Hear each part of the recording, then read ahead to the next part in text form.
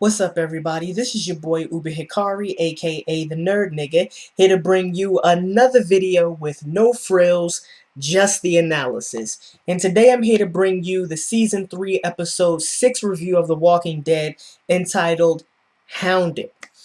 But first, before I get into this video, a couple of things I have to address. One, from now on, the comments are going to be by approval of the uploader, which of course is me. And I have to do that. I have to do that.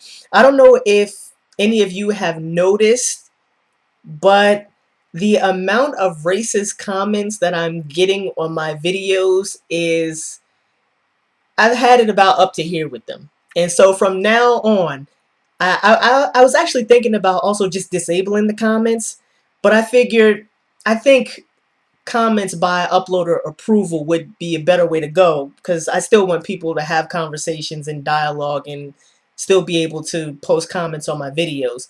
But yeah, the number of racist comments I've been getting has just been off the scale, and I'm actually surprised by the number of racist comments that I've gotten. I was just totally not expecting this at all. So this is just my way of dealing with the blatant racism that's just being directed at me. Also, this episode was sort of broken into three interwoven storylines, and I really hate it when episodes are like this, because it makes it more difficult for me to review the episode. And so subsequently I have to break this review into three parts. The first part is going to deal with Michonne and Merle, that whole subplot. The next part is going to deal with Rick's group, Rick specifically in the phone call, and also another nice revelation that we got in this episode. And the part three, very briefly, I'm going to just touch on the governor and Andrea getting it on in this episode. So basically, this episode was just a setup episode for the upcoming confrontation between Rick's group and the governor's group. And the most important part of this episode was really the subplot that involved Michonne and Merle. And so the episode starts off with Merle and his crew hunting down Michonne. And when the episode first came on, I was a little bit confused because I wasn't sure how serious it was. But they were actually trying to kill each other. And I'm not sure why Merle and the group were going after Michonne. I I don't understand what happened. I feel like I missed something from the last episode, because they're hunting her down and trying to kill her. And Michonne immediately shows that she's not, fucking around. She hops out ninja style, cuts up two or three of them, and in fact, one of them she just completely decapitates them with no problems whatsoever. So she just immediately takes out two or three of them. And this basically sets up a situation where Michonne is being hunted by Merle and the other remaining member of the crew, for the better part of the rest of this episode. And as the episode progresses, there are at least two or three more fierce clashes between Merle and the one guy remaining and Michonne. And at one point, they're in the middle of a forest, and at one point, some walkers even interfere in the fight. And Michonne, she goes to cut a walker in the midsection, and zombie guts, just spills all over her face. It's really disgusting. But one thing I was really surprised at was how good of a fighter Merle actually is. I mean, he's only got one hand, but man, I mean, he's working that one hand. He's really working that hand with the knife he's got. And on a couple of occasions, he was even able to block Michonne's sword. So I thought that was pretty cool, those fight scenes. And finally, we get to a point in the episode where Merle hunts Michonne to the edge, or into what Merle refers to as the red zone. Obviously, this is a place where a whole bunch of walkers are, and it's the red zone. And at this point, he believes that she's going to be killed, so he doesn't have to go after her anymore. At least that's what's implied by what he says. I mean, he flat out says he thinks that she's gonna die, and so he doesn't want to chase after her and go into the red zone. So Michonne is in the red zone at this point, and a whole bunch of walkers. It looks like she's gonna be attacked by a whole bunch of walkers, but they just wind up going right past her. And she looks down, and it's the walker guts that were all over her that covered up her smell. And this was alluded to in the first season when Rick first meets Glenn, and they have to cover themselves up with the walker guts so that they can make it out of a tight spot. So I guess that was the plot device they were going to use for Michonne being covered in walker guts. So she was luckily able to get past the red zone.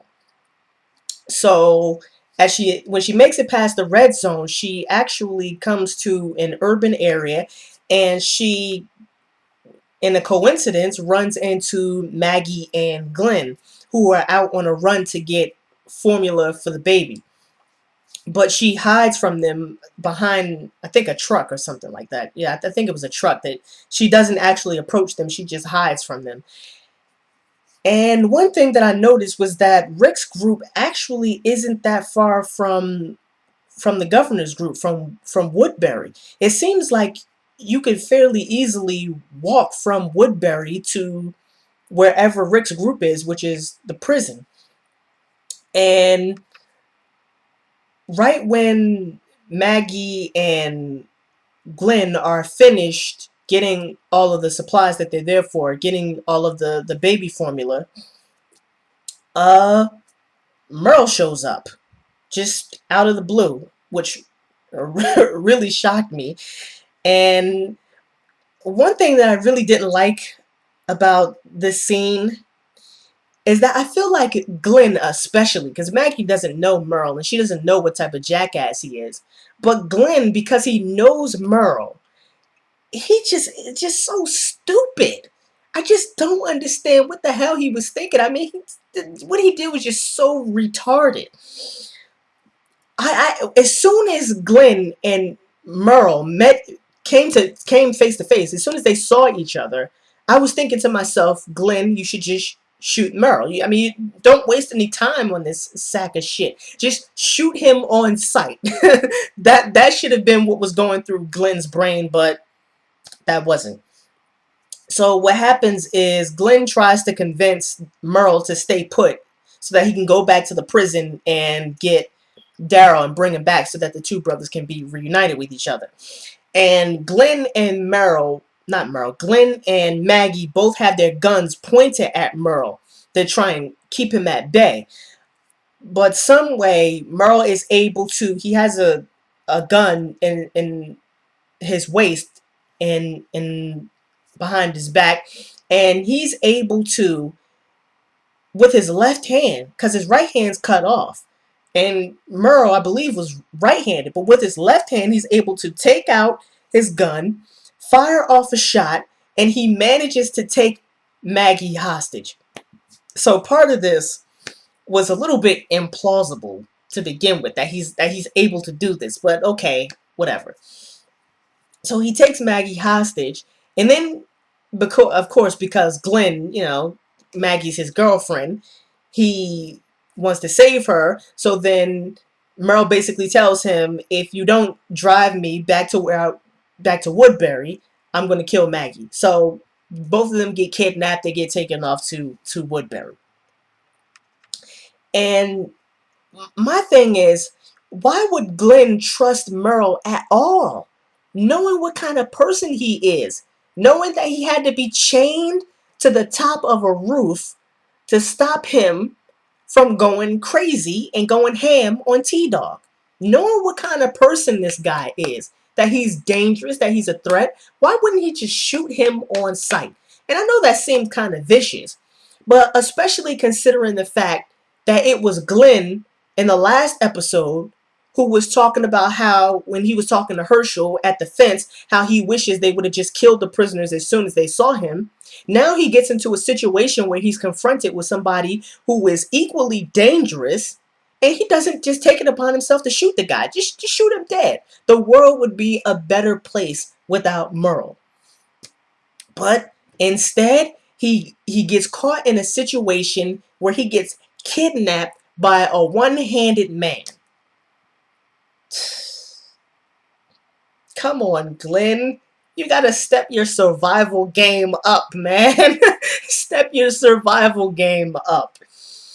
And the second thing about this is I feel like it was somewhat of an inconsistency in this scene because not just because of the fact that Merle's left-handed and he was able to actually pull out the gun in a smooth motion, but I think it was somewhat of an inconsistency because why was Merle even there to begin with? I mean, he was the one who claimed that he wanted to go away from the red zone. So how did he wind up in the exact spot where Michonne just happened to be? I mean, was that some sort of just, I don't know, one in a million coincidence or something? Because he was the one who said he didn't want to go through the red zone. So how did he even end up where Michonne was? I don't know. That just seems to me to be a hell of a coincidence. But okay, whatever. And at the end of the episode, we see Michonne actually winds up at the prison, and presumably she's there to warn Rick about what has transpired between Glenn, Maggie, and Merle. And this will be the impetus for the upcoming confrontation between the two groups. Because I was always a little bit confused about precisely how it was that the governor's group and Rick's group would meet each other, because it just seemed like their paths would never cross. And now we see that the whole Michonne situation with her leaving and then going through the red zone and then with the zombie guts and then just happening to meet up with Glenn and Maggie was just a plot device to spur on this confrontation between Rick's group and the governor's group. So I think I found it to be somewhat problematic, but hey, whatever. It's a setup episode. It's not really integral to the main plot, so I can dig it. So now on to Rick's group. And I bet a lot of people were psyched out about what happened in this episode with this whole phone ringing subplot. All right, so we get to the part where the phone rings and Rick picks up the phone and it's obvious that the person on the phone is not Carol. And the person claims that they've been calling just random numbers for a while to see who was out there. And the person claims that they're a part of a group and that they found some place safe to live. And they say that they have to get off the phone and they'll call back in 2 hours or whatever. All right. And while this is going on, while they're saying that they have to get off the phone, we see that Rick is just a broken man. And he just looks so pitiful in this scene. I mean, going from Rick, who had imposed the dictatorship, to Rick, the broken man, is just such a fall in such a short amount of time. But given the circumstances, is understandable. And he's just on the phone crying and begging this person just to not hang up.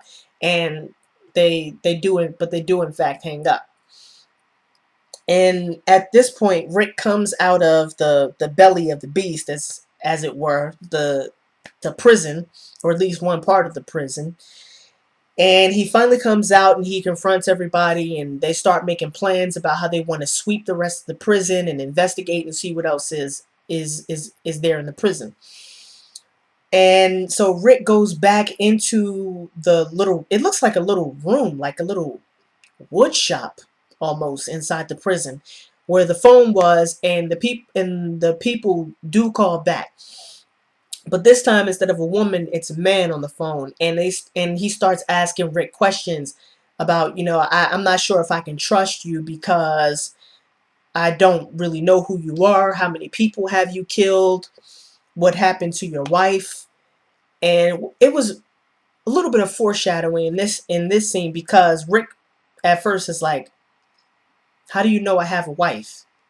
And the guy on the other end is like, well, you said you had kids, so obviously you had a wife.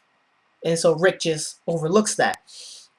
And then it comes to a point where the guy asks Rick how his wife died. And Rick was like, I don't want to talk about that. So the guy says, okay, I can't trust you, and he hangs up. And then after this, there's a scene where Hershel comes into that back room where the phone is, and he's trying to console Rick. He thanks Rick for saving his life, and then he goes on to tell Rick about how Laurie was sorry for what she put him through and how she really loved him. And he's trying to, you can see here that what Hershel is trying to do is to try to take some of that burden off of Rick's shoulders, because Rick is at this point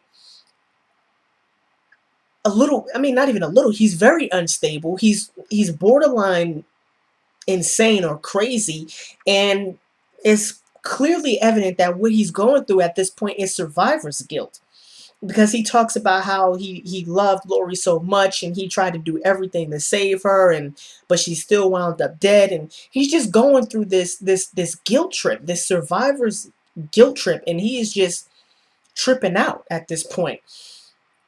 And then there's a part in this scene where Rick tells Hershel about the phone call, and Hershel has this kind of look on his face, and then he picks up the phone and he puts it to his ear, but he just hears static.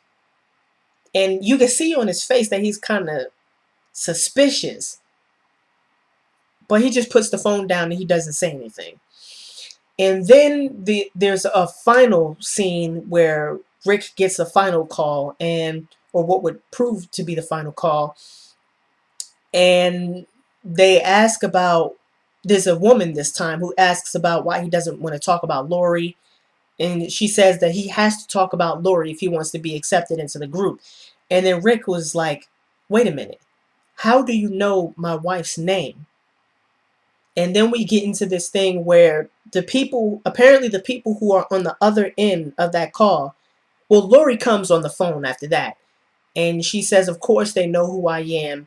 They're all previous friends. They all used to be your friends. And she tells him that it's okay, that he doesn't have to blame himself, that he has to move on, that he has to be strong because he has to be there for Carl and his little baby girl. And it's clear at this point that what Rick has been hearing are actually auditory hallucinations. And this scene was just so powerful for me. And I'm just, the writing in the show is just so good. Now I know I've said this before, but I can't say it enough. The symbolism of this scene where Laurie comes back as an auditory hallucination is just so powerful from an emotional standpoint. Of course, because of the way that Laurie died, and then the way that Rick had to deal with it, which was just beautifully depicted by Andrew Lincoln's great acting, but also because it's very, very ironic that this is a show about dead people coming back to life, and here we have Rick bringing Laurie back to life through an auditory hallucination. So that parallelism there, and that irony, and that symbolism was just very, very powerful in this scene. It was very powerful in this scene. So I mean, I guess you could kind of look at that as filler in the episode, because like I said before, the main part of the episode was about Michonne and Merle and how they wound up crossing paths with Maggie and Glenn, which sets up the upcoming confrontation between Rick's group and the governor's group. So that was the main part of the episode. So I guess you could see this part of the episode with Rick and that phone call as somewhat a filler, but it was still very powerful in terms of what it did for Rick's continuing characterization. And I really loved that about this episode. That was my favorite part of this episode. Meanwhile, it looks like I was wrong about Carol being dead. I mean, like I said before, I just assumed that she was dead, but nope, she's actually alive, and Daryl actually was able to find her in this episode. And Daryl, and it looks like the prisoners are now going to be a part of the group. I forget the prisoner's name, forgive me, but the prisoners are now going to be a part of Rick's group, and Daryl, Rick, and Carl were investigating the rest of the prison. They were sweeping the rest of the prison. And initially, Daryl found Carol's knife in the neck of a walker, which leads him to investigate further. And he winds up finding Carol. It looks like in a closet, or yeah, it looks like a closet. But it is now confirmed that Carol is in fact alive and looks like she's going to survive. Although she didn't look to be in too good a shape when Daryl was able to find her.